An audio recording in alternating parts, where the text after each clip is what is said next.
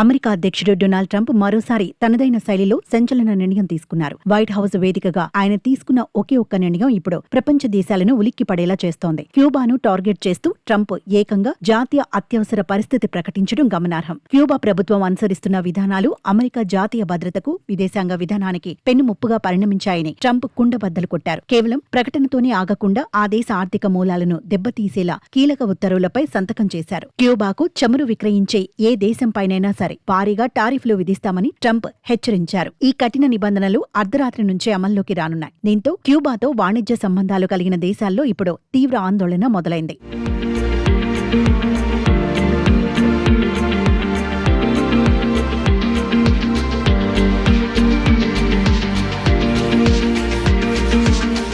Trump తీసుకున్న ఈ తాజా నిర్ణయం పొరుగు దేశమైన మెక్సికోపై తీవ్ర ఒత్తిడిని పెంచుతోంది. క్యూబా ప్రభుత్వానికి దూరంగా ఉండాలని, లేదంటే ఆర్థిక పరిణామాలను ఎదుర్కోవాల్సి ఉంటుందని మెక్సికోను ట్రంప్ పరోక్షంగా హెచ్చరిస్తున్నారు. సరిగ్గా ఇదే సమయంలో మెక్సికో అధ్యక్షురాలు క్లాడియా షెయిన్బామ్ చేసిన వ్యాఖ్యలు చర్చనీయాంశంగా మారాయి. క్యూబాకు చమురు రవాణాను తాత్కాలికంగా నిలిపివేస్తున్నట్లు ఆమె అధికారికంగా ప్రకటించారు. అయితే ఈ నిర్ణయం అమెరికా ఒత్తిడి వల్ల తీసుకున్నది కాదని, తమ సొంత వ్యూహంలో భాగమేనని ఆమె స్పష్టం చేయడం విశేషం. ట్రంప్ టారిఫ్ హెచ్చరికలు పనిచేస్తున్నాయని, మెక్సికో వంటి దేశాలు తమ అడుగులను జాగ్రత్తగా వేస్తున్నాయని అంతర్జాతీయ విశ్లేషకులు భావిస్తున్నారు.